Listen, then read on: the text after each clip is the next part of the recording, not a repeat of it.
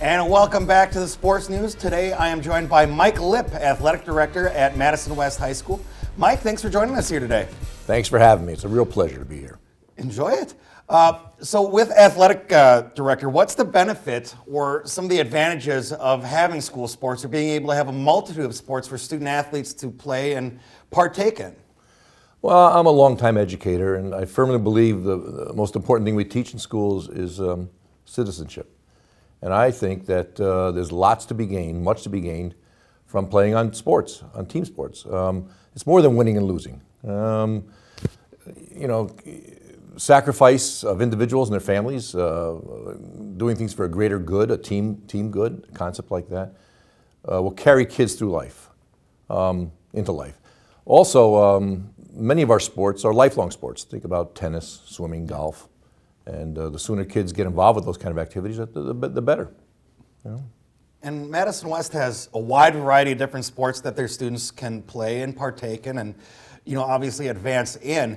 What are some of the differences between, the sanctioned actual school sports and maybe club sports that students get involved with? Sure, that's a good question.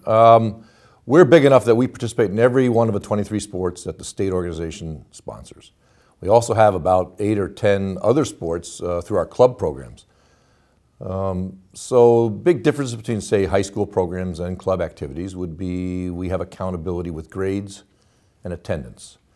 Without attending on a regular basis and without passing your classes, you're not going to play. That doesn't exist in the club venues. And I think that's another one of these good life lessons. So we say we're the AAA.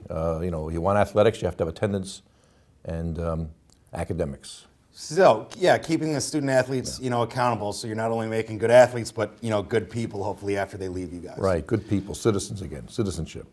Kind of touching on that, can you talk a little bit about, the athletic code, something you will put in place for all your student athletes and for a lot of students as well? Is that something the students really follow? How strict are you with it? And what are some of the varieties with that? Athletic codes of conduct exist at every school in Wisconsin. We're mandated by the state to have one. And it's very important that kids are healthy. Most of the rules we have in place are for one of two reasons: to ensure that the kids are healthy and to ensure fair play. Avoiding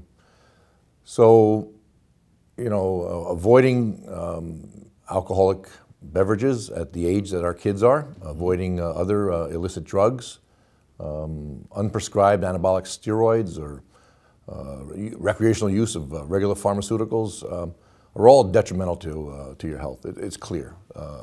It's bad for kids at that age to be doing those kind of things, and that's part of why the code of conduct's in place. And yeah, again, with the other aspects, with grades and attendance, it's in there. If you skip a class, you're going to have to sit. I don't know why you want to train all week and then have to sit because you decided to skip a third-hour study hall. It makes no sense to me. And after a while, the kids who have those kind of tendencies, they either fade away from athletics or they correct their evil ways. Well, Mike, thank you very much for joining us here today. It is Mike Lipp, the athletic director at Madison West High School, doing a great job. I want to thank you for coming on the Sports News today. Well, thanks for having me again. Appreciate it. We'll be right back with more of the Sports News after this.